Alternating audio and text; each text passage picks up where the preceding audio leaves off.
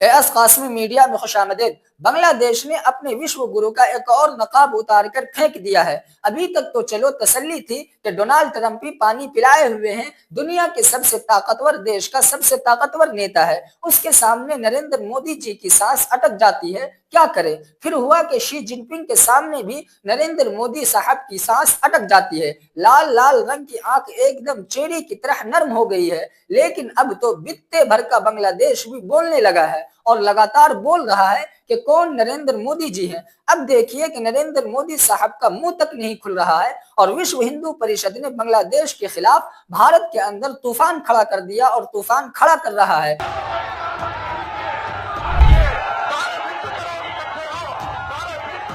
उसके खिलाफ लगातार प्रदर्शन चल रहा है। बांग्लादेशी छात्र नेता शरीफ उस्मान हादी की मौत के बाद भारत विरोधी प्रदर्शनों और फिर मेमन सिंह जिले के अंदर दिप्पू की मुआब लिंचिंग को लेकर दोनों देशों के रिश्ते बेहद खराब हो चुके हैं, बहुत बिगड़ चुके हैं। इस घटना के विरोध में विश्व हिंदू परिषद के कारकुनान ने और लीडर्स ने दिल्ली के अंदर बांग्लादेश हाई कमीशन के बाहर जोरदार प्रोटेस्ट किया, प्रदर्शन किया। मुजाहिरीन ने उच्च आयुक्त दफ्तर के बाहर लगाए हुए पुलिस के बैरिकेड्स भी तोड़ डाले। दिल्ली के अलावा वीएचपी ने यानी विश्व हिंदू परिषद ने मुंबई, कोलकाता, अहमदाबाद, भोपाल और जम्मू के अंदर रैली निकालकर पीड़िता परिवारों और मुतासरीन के अहले खाना को न्याय और इंसाफ दिलाने की मांग की। ये बहुत अच्छा है, विरोध प्रदर्शन होना भी चाहिए, बल्कि हर देश के अंदर मुखालफत प्रदर्शन होना जरूरी है। दुनिया के किसी भी देश के अंदर होने वाली बर्बरता का विरोध जरूर होना चाहिए, वो चाहे गज्जा पट्टी के अंदर हो या चाहे ढाका पट्टी के अंदर हो। लेकिन यहाँ दो बातें बहुत ही साफ हैं।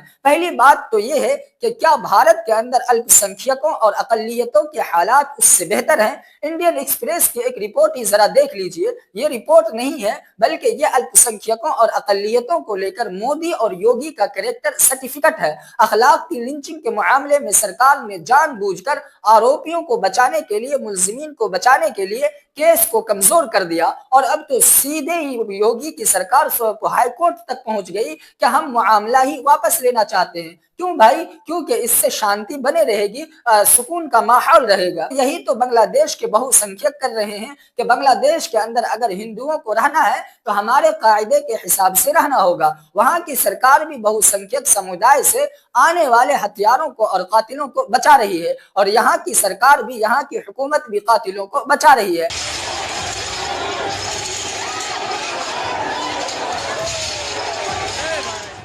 अब दूसरी बात जो सबसे ज्यादा महत्वपूर्ण है वो ये है कि दिल्ली, मुंबई, अहमदाबाद के अंदर बांग्लादेश के खिलाफ प्रदर्शन करके, प्रोटेस्ट करके होगा क्या, जब देश के प्रधानमंत्री साहब की ही जुबान नहीं खुल रही है। और जुबान इसलिए नहीं खुल रही है कि वो जानते हैं ट्रंप और जिनपिंग ही नहीं बल्कि बांग्लादेश जैसे टुन्नू देश के नेता भी उन्हें ढेले भर का भाव नहीं देते हैं। ये वही बांग्लादेश है जो नक्शे के ऊपर आया ही था भारत की वजह से, लेकिन नरेंद्र मोदी साहब ने अपनी अदूरदर्शी नीतियों और कम नजर पॉलिसियों की वजह से सब कुछ बर्बाद कर दिया। कितनी शर्म की बात है कि बांग्लादेश के विदेश मंत्रालय ने ढाका के अंदर भारत के उच्च आयुक्त प्रणय वर्मा को तलब करके झाड़ लगा दी, डांट लगा दी कि दिल्ली के अंदर जो कुछ हो रहा है, भारत के अंदर जो कुछ हो रहा है वो ठीक नहीं हो रहा है। उसने भारत में अपनी राजनीतिक मिशनों के ऊपर हुए हमले को लेकर गहरी चिंता व्यक्त की है, गहरी चिंता जाहिर की है। भारतीय विदेश मंत्रालय ने भी स्वीकार किया, कबूल किया कि खासकर नई दिल्ली और सिल्लीगुड़ी के अंदर घटी घटनाओं के विरोध में बांग्लादेश की अंतरिम सरकार ने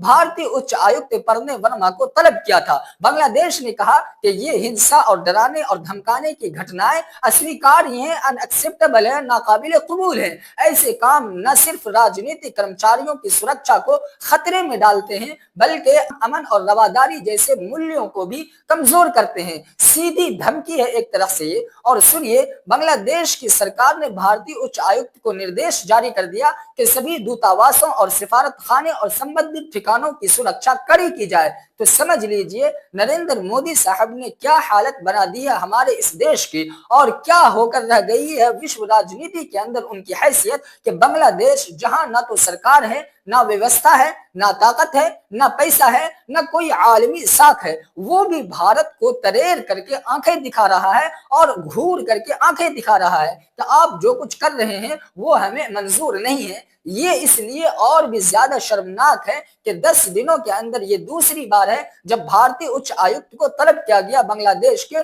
पूरे इतिहास के अंदर ही उसकी ऐसी कभी हिम्मत नहीं हुई। इतना ही नहीं, उसने भारत को लगभग धमकी भरे अंदाज में, धमकी आमेज लहजे में कहा कि आपके यहाँ हमारी प्रधानमंत्री शेख हसीना लगातार ऐसे बयान दे रही हैं जिन्हें बांग्लादेश भड़काऊ बयान मानता है। वहां के कार्यवाहक प्रमुख यानी कायम मुकाम चीफ तो यहाँ तक बोल चुके हैं कि भारत शेख हसीना को उन्हें सौंप दे। कहने का मतलब यह है कि नरेंद्र मोदी साहब से विदेश नीति संभल नहीं रही है, या इसे और सीधे तरीके से कहें तो वो भारत जैसे विविधता वाले महान देश की विदेश नीति और खारिजा पॉलिसी को संभालने के लायक ही नहीं है। वो जवाहरलाल नेहरू साहब से कुंठा और मायूसी के मारे कुछ भी अनाप शनाप बोल लें, लेकिन सच ये है कि विश्व को लेकर नरेंद्र मोदी साहब की समझ व्हाट्सएप, चैट जीपीटी और अपने सलाहकारों की उल्टी सीधी सलाहों और गैर मंतिकी मशवरों के ऊपर आधारित और मबनी है। उनके पास दुनिया को देखने का न तो अपना कोई पर्सपेक्टिव और नजरिया है और न ही उसने हस्तक्षेप और मुदाखलत करने की सूझबूझ की है। नरेंद्र मोदी साहब भारतीय इतिहास के पहले प्रधानमंत्री हैं जिन्हें न दुनिया के अंदर समझ आती है और न ही दुनिया उन्हें कुछ समझ आती है। और ये केवल भी जिनपिंग, डोनाल्ड ट्रंप और व्लादिमीर पुतिन की बात नहीं है। नेपाल और बांग्लादेश जैसे छाटक भर के देशों की हिली हुई सरकारें भी भारत को लगातार आंखें दिखा रही है। जिन देशों के प्रधानमंत्री और राष्ट्रपति भारत के प्रधानमंत्री के आगे पीछे रहते थे, वो आज भारत के प्रधानमंत्री की आंख में आंख डालकर कह रहे हैं कि आप जो कुछ कर रहे हैं वो ठीक नहीं कर रहे हैं। सच ये है कि नरेंद्र मोदी साहब की दृष्टिहीनता और अंधापन भारत के ऊपर बहुत भारी पड़ रहा है। मोदी साहब को लगता है कि किसी राष्ट्र अध्यक्ष से गले मिलते हुए, उसकी पीठ थपथपाते हुए और फोटो खिंचवा लेना ये कूटनीति तय करता है। उन्हें कोई बताने वाला नहीं है। असल में वैश्विक कूटनीति के अंदर इसे बहुत घटिया नजरों से देखा जाता है। डोनाल्ड ट्रंप माय फ्रेंड बोल देने से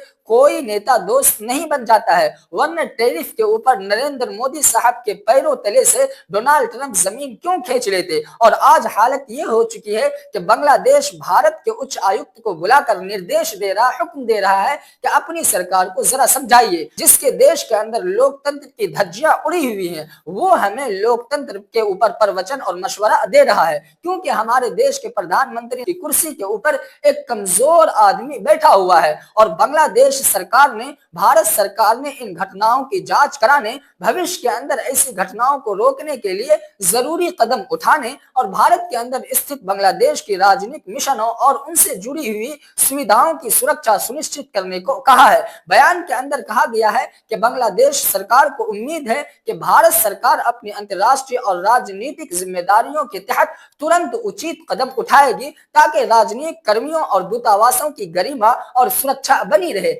ऐसे मामलों के अंदर विश्व हिंदू परिषद को प्रदर्शनों की नौबत आई ही इसलिए है कि भारत की गद्दी के ऊपर एक कमजोर प्रधानमंत्री बैठा हुआ है। उसका प्रदर्शन इस बात की मुनादी है, इस बात की तरफ इशारा कर रही है। वरना भारत के प्रधानमंत्री के एक फोन कॉल के ऊपर बांग्लादेश और नेपाल के अंदर सरकारें घुटनों के बल खड़ी हो जाया करती थी। अगर नरेंद्र मोदी साहब के पास ऐसी आलमी साख नहीं है तो इसमें नेहरू और इंदिरा साहिबा को बुरा भला बोल के कुछ हासिल होने वाला नहीं है। इस वीडियो में इतना ही, लेकिन अगर आपने अभी तक एयाज कासमी मीडिया को सब्सक्राइब नहीं किया है तो फौरन सब्सक्राइब कर लीजिए, बेल आइकन को जरूर दबाइए, घंटी जैसी आकृति को लाइक कीजिए और कमेंट करके बताइए हमारा ये वीडियो आपको कैसा लगा। दोस्तों अल्हम्दुलिल्लाह आपके प्यार और सपोर्ट से मेरे चैनल का 4000 घंटे का वॉच टाइम पूरा हो चुका है, लेकिन सब्सक्राइबर्स मोनेटाइजेशन के लिए पूरे नहीं हुए हैं। अब बस छोटी सी रिक्वेस्ट है कि अपने एयाज कासमी मीडिया चैनल को सब्सक्राइब कर लें।